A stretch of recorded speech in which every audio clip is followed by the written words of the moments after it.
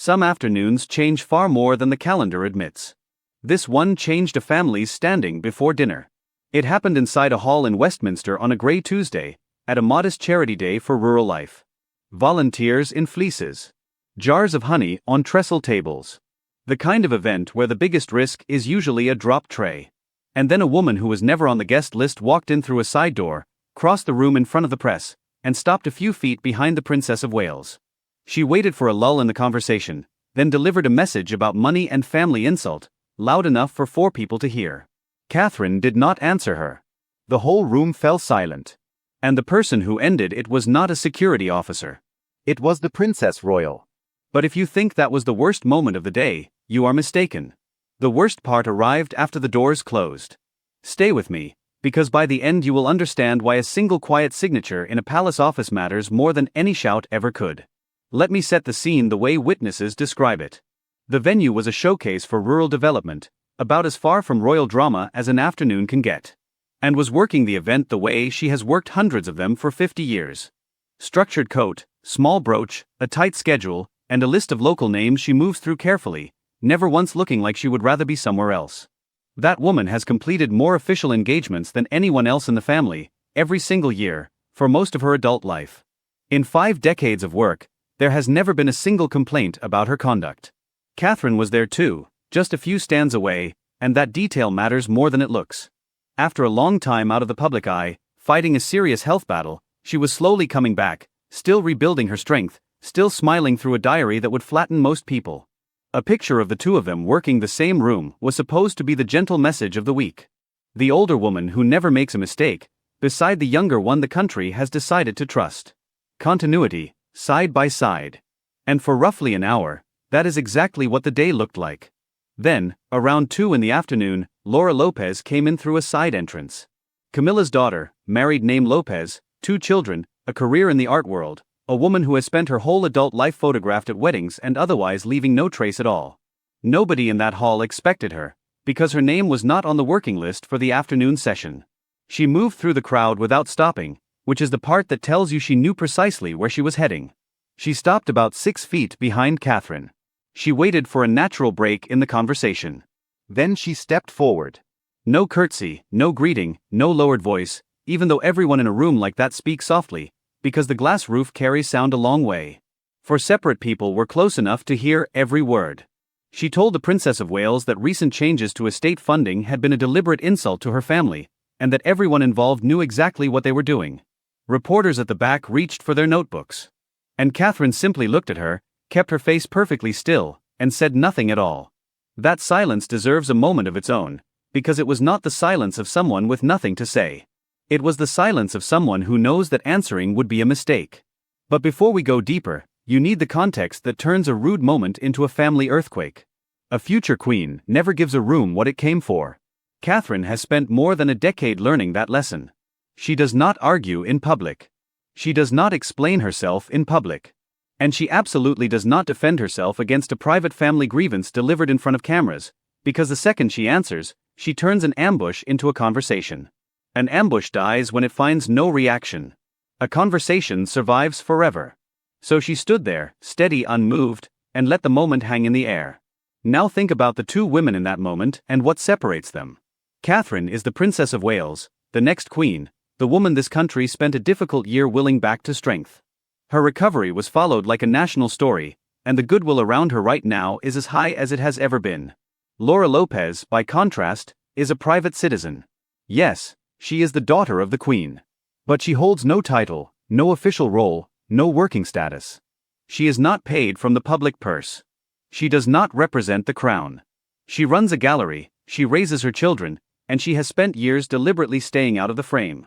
That distinction is the entire story. A working royal is accountable every single day, to the diary, to the press, to a century of expectation. A non-working family member is accountable to nobody but herself. So when a private individual walks up to the future queen at a working engagement, surrounded by reporters, and raises a family money grievance as if Catherine were the one who should answer for it, that is not bad manners. That is a move. And here is why the palace took it so seriously. Protocol exists in that family for exactly one reason. It separates a monarchy from a permanent argument. Everyone stands in their place. Everyone speaks when it is their turn. Nobody improvises around the order of things, because once you allow one family dispute to be settled in public, you allow all of them to be. There is one more piece of timing you should hold on to. Reports, and I stress the word reports, have been circulating for months about an independent review of estate spending, a careful look at what has been paid out and who received it. Nothing has been confirmed by the palace. But the pieces fit together the way they fit when someone has been planning. A woman with no official status walks into a hall she was never listed for, speaks about estate funding in front of reporters, and raises a grievance that sounds very much like it comes from inside that review. An outburst does not need a side door. It does not need a gap in the conversation that someone waited for. It does not need to be aimed at the only woman in the building who cannot answer back. None of that is temper. All of that is a schedule. So if this was a message, it was sent through the one person who could never return fire, and that makes the question of who sent it far more serious than anything said out loud. Which brings us to the moment everyone remembers, and it deserves to be slowed down. And did not turn around immediately. That is the detail every witness mentions, and it is the reason this story exists at all. She stood completely still for a few seconds, long enough for the chatter at the far end of the hall to die out on its own, long enough for a camera operator to swing around without being told. Someone said afterwards that you could hear the rain on the roof, and you believe it, because that is what a hall sounds like when 200 people stop talking at the same instant. Then she turned and faced the woman. There was no shouting. No red face. No waving finger. After 50 years of commanding rooms, the Princess Royal does not show fury as noise. She shows it as precision. She asked in a perfectly ordinary voice whether the security team had checked the guest list for the afternoon session. That was her entire reply. Not a word about the funding. Not a word about the insult. One question to the room, about whether that person was supposed to be standing there at all. Think about what that sentence does. She did not argue with what Laura said. She questioned her right to be inside the building. You can survive an argument. Being asked in front of the national press how you got past the door is a completely different order of thing, and it does not wash off. And at that point Laura made her second mistake, much bigger than the first. She should have left through the same side door she came in by. Any advisor in that building would have told her to smile, apologize for the intrusion, and disappear, and by the end of the week it would have been a forgotten paragraph. Instead, she stepped closer. Witnesses describe her as red by then. She told the Princess Royal that she was hiding behind outdated protocol. She said the financial review running across the estates was being driven deliberately to damage her family. And she said that everyone in that palace knew about the private meetings taking place with the Prince of Wales. That last sentence carried all the way to the back of the hall, where the reporters were standing, and 3 of them wrote it down at the same time. Still, and did not raise her voice. She lifted one hand, a small gesture, the kind of signal her protection officer has understood for 30 years, and the officer moved through the crowd without hurrying and asked Laura to step out to the lobby, explaining that her presence at the event was no longer appropriate. The whole thing lasted under 2 minutes.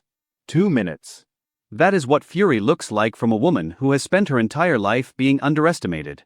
It looks like absolute control.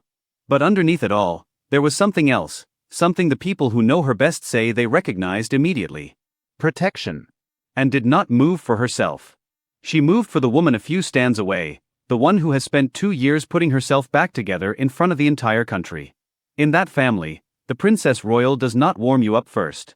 She simply stands in the corridor when trouble starts, so that this time, it stops. But and was not the only one watching that scene play out. The Prince of Wales was watching it too, and the way he reacted tells you exactly where this story is heading. Here is the question nobody in the coverage has really faced. Was Laura acting alone? Because that question decides everything else. On the surface, the story is simple. A daughter saw her mother's family being squeezed by a financial review, and she snapped in public. That version makes sense. It is human. And people who know Laura describe her the way people describe reluctant royals everywhere. Loyal. Private. Protective of her mother above almost anything else. She went into that hall to defend Camilla. There is no version of this where that is not true. But here is what has been bothering palace watchers ever since.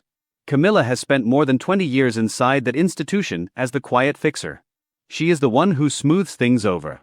She arranges, she calms, she makes problems vanish before they become stories. Everyone in that world agrees on this point. The Queen does not let things reach the public. It is the single most reliable pattern in her public life. And this time, the one person who should have been smoothing everything over was nowhere. According to reports, and I have to be careful here because none of this is confirmed, there have been no calls from Camilla's office, no statements, no quiet word placed with a sympathetic journalist, no outreach to the Wales household at all. Just silence. And that silence is doing something strange to the story. It is splitting the family into two visible camps. On one side, the older circle around the Queen, old friends and family members loyal to her for decades, who reportedly felt this review was aimed at their world. On the other side, the Wales household, the future king's operation, young, disciplined, modern, and increasingly impatient with the informal arrangements that have run through that palace for 20 years. Two households, one crown, and a single Tuesday afternoon in Westminster that forced everyone to choose a side. So either Laura walked into that hall completely alone, which the pattern of the day seems to argue against, or somebody in that orbit knew exactly what was coming and decided to let it happen. That second possibility is the one keeping senior officials awake at night. Let me be honest with you. I am not going to sit here and tell you I can prove any of this. What I can tell you is that this is how the palace reads its own crises, and it is why this story refuses to die. If this were simply one daughter losing her temper, it would be over by now. It is not over. So the question stands. A mother who fixes everything, silent, while her daughter takes the full force of the storm. Is that helplessness, or is that a woman who knows exactly when to stay out of the way? Hold that question, because it leads directly to the other man in this story, the one who barely appears in the footage but who changed everything within hours. William. Multiple accounts, none of them officially confirmed, describe the same chain of events. The Prince of Wales was in a meeting when word reached him. He ended the meeting mid-sentence, which people who work with him say is the single most out-of-character thing he has ever done in public life. This is a man who is famously, almost painfully, procedurally polite. He does not cut people off. He thanks rooms before he leaves them. And he left that room without a word. What happened next is where the story takes its shape. Reports say he asked for the raw footage. Not the clips already circulating online. The full recording. Everything before and after the frames that made the news. Because what happens in the seconds before a person steps forward tells you whether they were walking, or whether they were waiting. Think about what that request reveals. A man handling a headline asks for the pictures that ran. A man protecting his family asks for the frames that never made it out. Over the following days, according to sources, the machinery moved quietly. Access logs were pulled. The story of the invitation traveled upward, from a regional office that had reportedly added a name to a restricted list at the last minute, to a suspension, to a formal review of who signs off on attendance at events where working royals are present. One aide reportedly tried to explain, to place the fault at a distance, to point out that the invitation came from an outside organization. And William, according to people who were in the room, did not want an explanation. He wanted a name. He wanted the person who had made it possible identified, removed from their post, and reminded in writing of what they had signed, before the first edition of any newspaper landed. There is a reason this detail keeps appearing in every account of that week. It is not the detail itself. It is what it represents. For years, the palace has run on two charts. The official one, and the real one. The network of old friendships, family connections and informal favors that actually gets things done. That system has been breaking down quietly for months, with reports of a slow restructuring inside the household, people moved out of positions, informal channels closed. This was the moment that work stopped being quiet. A woman got past a security checkpoint and reached the future queen, and her invitation came through exactly the kind of informal channel the restructuring was supposed to close. William reportedly took it personally. And if you want to understand why, you only have to watch the footage.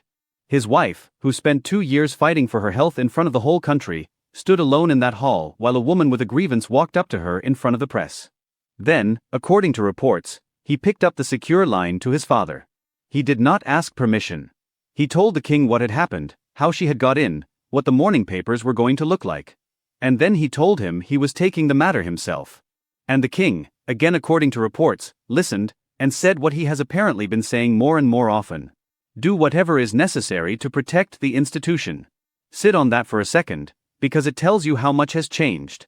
A king in his late 70s, unwell, married to a woman whose daughter walked into a public engagement and went after his son's wife, handing his son the full authority to deal with it and staying out of the room. The message, delivered in private and understood in every corridor, was unmistakable. This family is no longer going to be run by who you know. And that message is already changing how the palace works. Which brings us to the part nobody can tell you for certain, because it has not happened yet. But the pressures are already visible, and in a story like this, the pressures are the story. Let me be upfront. Everything from here is speculation. Nobody knows how this ends. But we can look at the forces at work, starting with Laura herself. The most obvious consequence is access. The royal diary runs on invitations, and invitations run on lists, and lists are controlled by people who are now, very publicly, on notice. A family member with no official status who used a personal grievance to interrupt a working engagement has just made herself the most difficult guest in Britain to justify. The polite outcome is that her name quietly stops appearing on things. No drama, no statement, just fewer invitations until the absence becomes the pattern. That would not be a scandal. It would be a slow, cold, entirely legal removal from the life she has always known. Then there is the wider circle. Anyone connected to that side of the family who enjoyed the unofficial access of the old system now knows that system is being dismantled. That changes behavior across the whole institution, because the people who used to rely on connections are suddenly very aware that connections are the problem. Next, protocol itself. Every report since that afternoon has mentioned one phrase. Nothing like this again. And when the palace says nothing like this again, it does not make a speech. It updates a rule. Expect tighter vetting all around. Fewer informal invitations to events with working royals. More layers between a request and a signature. It becomes much harder for a second Laura Lopez to ever happen. And then there is public reputation, which in this story has moved fastest of all. The reaction online was enormous, and it was overwhelmingly hostile to the woman who confronted Catherine. The numbers attached to those posts are staggering, and the tone is something Laura is reportedly aware of, because people in her position always look, and people in her position always regret looking. The country spent a year rallying around the Princess of Wales. Walking up to her in front of cameras, after everything she has been through, is not the kind of thing the public forgets quickly. But there is another possibility, and I want to be balanced here. It is that this all fades. Royal families have absorbed worse. Give it 6 months of quieter diaries, a few carefully warm photographs, one charity event where the two sides are pictured together but never speak, and the story becomes a footnote. But there is one pressure that does not care about photographs, and it is the one hanging over all of this. If the review of estate spending continues, and if it produces findings, then this is not a story about manners at all. It is a story about money, and the confrontation in that hall becomes the moment that money first showed its face in front of the cameras. Nothing about that is confirmed. I want to say that clearly. But it is why the palace cannot simply wait this out, and it is why the king's reported instruction made sense. Protect the institution, because the institution is what survives all of this. Which brings me to the part one keep coming back to, the detail nobody in the palace seems willing to discuss out loud, and the one that may change how you read the entire story. In every version of this story that has been told, 3 women occupy the frame. And the loudest sound in the whole story is one of their silences. Catherine's silence was strength. You could see it in every frame. She did not flinch. She did not answer. She did not give the moment what it wanted. She spent 2 years fighting for her own life in public, and nothing this woman could say was ever going to shake her. That is the Catherine the country has learned to admire, and that afternoon, she was a lesson in it. Anne's response was fury, but it was the fury of a guardian. And this is where I want to take you, because the Princess Royal's reaction makes no sense unless you know the history she carries. And once watch this family allow a young Princess of Wales to be pulled apart in public. Managed. Briefed against. Corrected. Arranged around. Quietly reduced by people who were perfectly polite to her face. She watched what it cost. She said almost nothing at the time, because she is not built to speak at the time. And she has spent the decades since making certain that she is standing in the corridor when it starts again. That is what moved in that hall. It was not protocol, and it was not pride. It was a woman in her 70s who has seen this exact sequence before, refusing to let it run a second time. She did not erupt at Laura. She erupted at the pattern, and the pattern stared back at her through a daughter's eyes. So the true shape of that afternoon is this. A woman with no official role used a very old family weapon, the public humiliation of a Princess of Wales, and 2 other women took it apart in 4 minutes. And that leaves the third silence, the one nobody can explain, and the one this entire story actually turns on. Camilla. The Queen has reportedly said nothing, done nothing, moved nothing since that afternoon. No call to her daughter in the storm. No word to the household. No visible sign that the woman who has spent 20 years fixing this family's problems so much as blinked. You can read that silence as defeat. A woman watching her own family's removal from the institution, knowing there is nothing left to do. You can read it as calculation. A woman who knows exactly when to stay still, who has seen enough palace winters to understand that the quiet ones always outlast the loud ones. Or you can read it as heartbreak. A mother who cannot help her daughter without destroying them both, and so does the only thing left, which is nothing. I genuinely do not know which one it is. Nobody outside that house does. And that is the question I want to leave with you. Because in this family, the dangerous ones are never the ones who shout. They are the ones who accept things immediately. Who sign receipts without a word. Who close doors gently. A woman who intends to fight asks for a meeting. A woman who intends to argue instructs a lawyer. A woman who simply accepts has already worked out that nothing available right now will help her, and she has moved her thinking somewhere further out. Laura walked into that hall to defend her mother, and she was the only person in this story who paid for it out of her own life. The daughter took the storm. The mother made herself invisible. And the palace, for the first time in years, is watching the queen the way you watch a player who has gone quiet on purpose. If you want the next chapter, the access logs, the small print behind the headlines, subscribe to British Crown Watch for the full breakdown. And tell me in the comments what you think her silence means. Surrender, strategy, or sorrow. Because in the palace, the loudest thing you will ever hear is a door that closes gently. This one has closed. The only question left is what is being built behind it.